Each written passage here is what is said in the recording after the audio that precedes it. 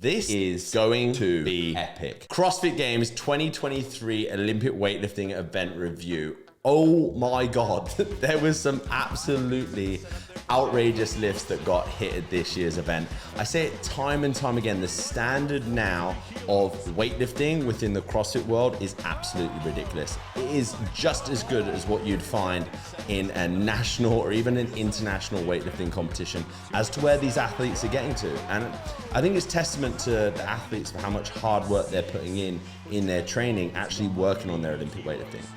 I always say this, like if you look at overall the events that happen in CrossFit, how many now include a barbell is a hell of a lot. But I think for CrossFit to put on this event in particular, giving the crowd what they want, was absolutely amazing. I love the format which they did this competition in as well. It was legit non-stop action barbell slinging, which in my opinion was a much more enjoyable way to view this event.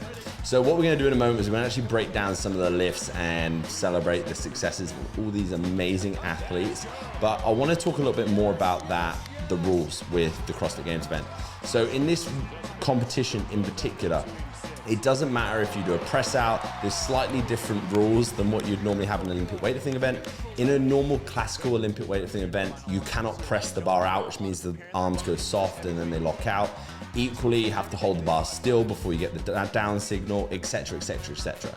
It's all these things that, in my opinion, make the style of weightlifting competition sometimes a little bit stale and boring to watch, but CrossFit completely ignored that. They cranked the tunes, the crowd were going nuts the whole way through the competition, and they scrapped out a couple of those small minor rules that can sometimes ruin it for the athletes, and all around it just made it absolutely incredible to watch. So what I want to do is just skim through and do a little review with you of some of the top lifts that happened in the men's event. So let's get straight into it. So first things first, let's take a look at Jack Harlow. We did touch on a couple of his lifts earlier in the week anyway. And one thing that, I don't know how tall this lad is, but one thing that I noticed every time I watch this lad lift is how bloody wide he had his feet. I don't think I could even do the splits that wide. They are so wide.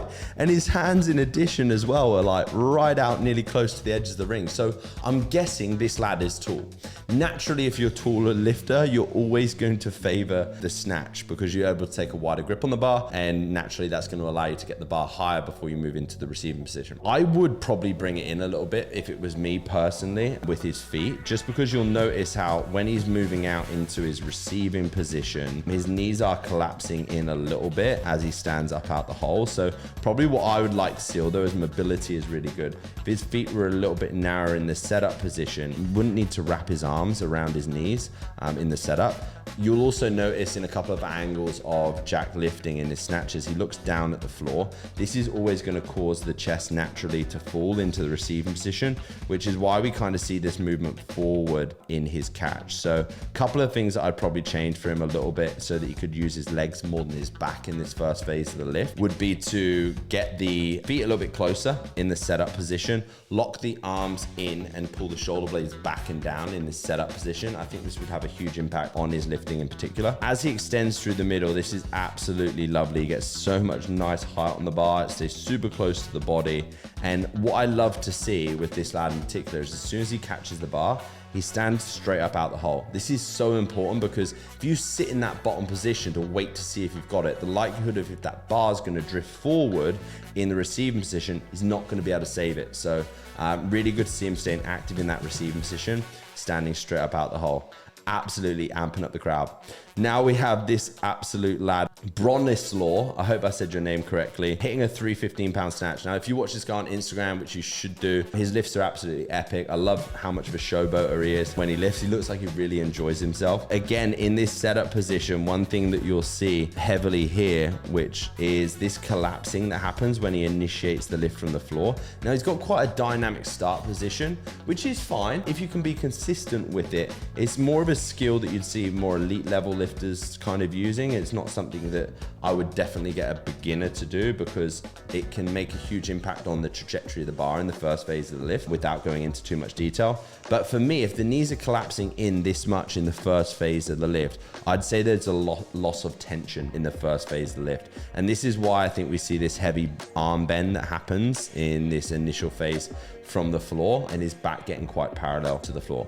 Nonetheless, the extension is good, but the foot movement is obviously not ideal here. You'll see the feet kind of go from being in this position to when he moves into receive, one comes in, one moves out wide. Potentially has tightness in one of his hips. I don't know if he's got an injury or not, but this has a huge impact then on his lockout stability and strength. So one thing that I'd probably give him to help with this would be snatch balance, starting with his feet super close and then moving out into the receiving position.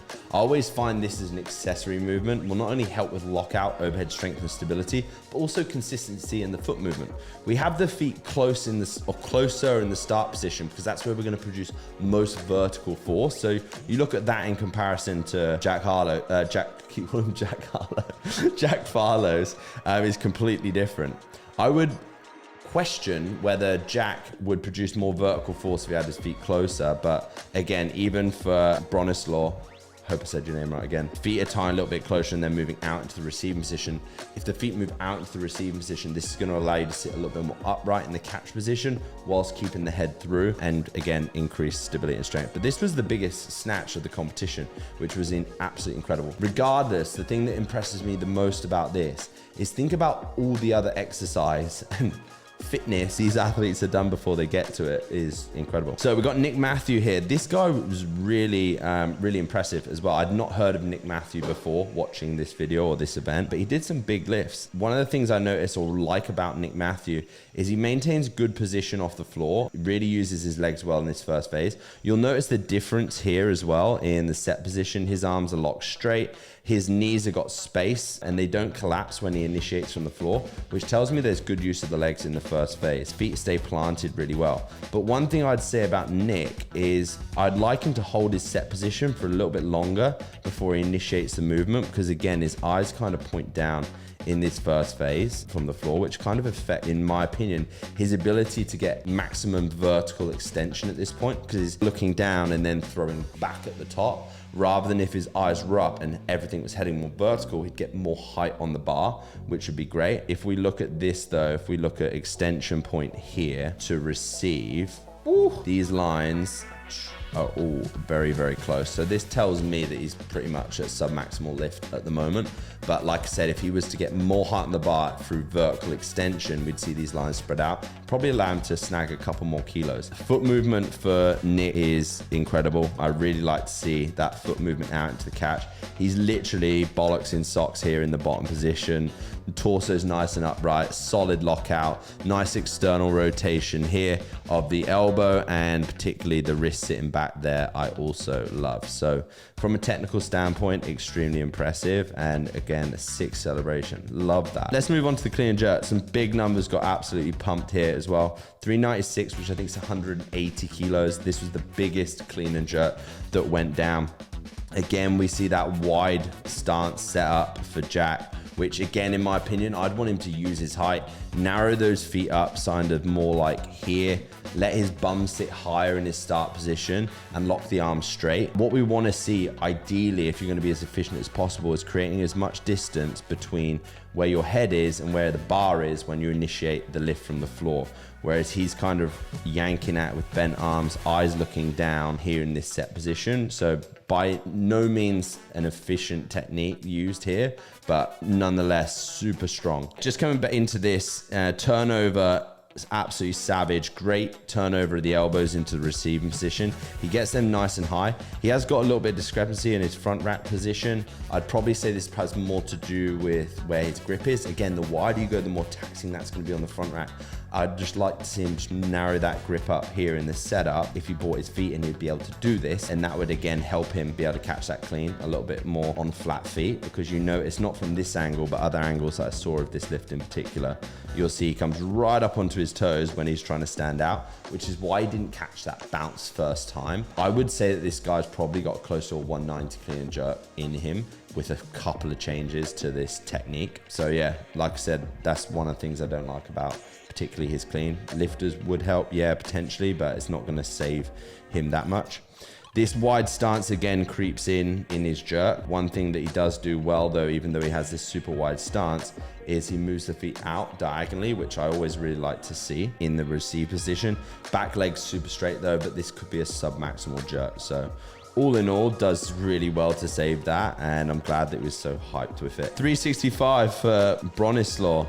This is so clinical. This is such a nice setup position. Like I said, you see the difference here in this setup. The arms are much straighter. Bronisław's hands are more underneath his shoulders, which is what we want. Shins are nice and vertical at this point, which allows him to push with the legs really well. Feet move out nicely into the catch position. And again, like you see, that really nice turnover into the receive position. Now, I'm just gonna show you the differences and why I prefer this position. Is if you look here, you see how the hands and the elbows are in line and everything's kind of stacked up here, hands and elbows, versus when we looked at jacks from the front, although it's heavier, what you'll see is his hands here at outside elbow position, which means that the shoulders are kind of pinched together in this receiving position, which again, isn't ideal because we want to keep that tension in the mid to upper back to make us not be able to fold, I guess, as we're standing up out the hole. Let's keep turning through anyway into this absolutely beautiful clean and jerk. One thing that you'll see happen here a little bit in the jerk, which I'm always conscious of when I'm dipping specifically, is if you look at where the bar separates from the shoulder as he dips. Now, in my opinion, this comes from a couple of things. Rushing the dip, but also because he's got the bar in his fingertips when he's held here, the likelihood of this happening will increase, which is why I always say the bar needs to be in the palm of the hands in the rack position. Nonetheless, he times this very well and manages to drive through, but you can see how it affects the height that he's managed to get on the bar, which is why his lockout was super ropey there. So bar in the full hand of the grip, smooth the dip. Think about like pulling back the string on a bow and then firing from the bottom of the dip is going to allow him to use that momentum to get nice vertical height on the bar into the split position instead of wanting to kind of press with the arms too early. You can see how his hands having to close specifically here in his overhead, which I always like to avoid when I'm doing jerks. Finally, let's go back to Nick Matthews' clean and jerk and see what you think. Arms bend heavily throughout the pull. Again, this is because of that same issue that I was saying about his set position. Because he's looking down in his setup, he doesn't get that distance that I was talking about with Jack between head and bar, which means that his arms are going to start to come into play far earlier on this clean. And then again, he's right back shoulders behind the bar during extension, which means that look at this height here, although he's reaching for maximum height, it doesn't really travel up any higher after he's hit extension. So he's not getting much lift on that bar at all. Nonetheless, catches the bounce and the clean really well. Things that I would do in his training to help him with this would be like pulls from hang, pull from hang cleans, and just focus on, instead of letting the shoulders go back, staying tall, and this would really help him. Even hang power cleans, to be honest. Looking at his jerk, the feet are wide and then they do cross in his catch position. Again, everyone's slightly different, so I'm not gonna pull these lifts apart because you always see slight discrepancies. But one thing that you'll notice here is how his feet go from toes pointing out in this position to then turning in.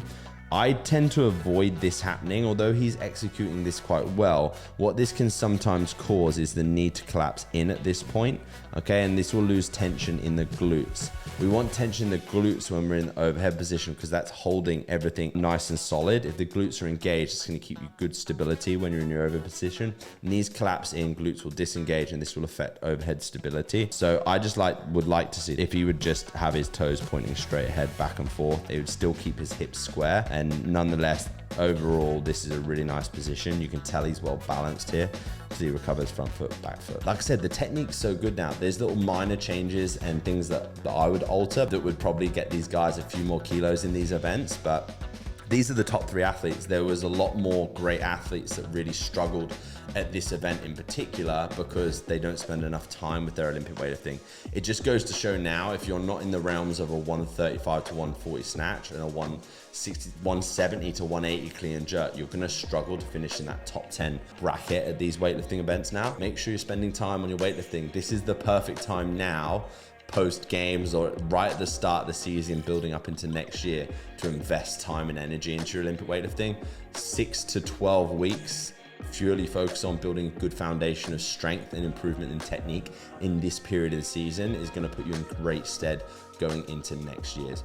Guys, if you watched this video and you enjoyed it, please do leave me a comment. Let me know what lift was your favorite below.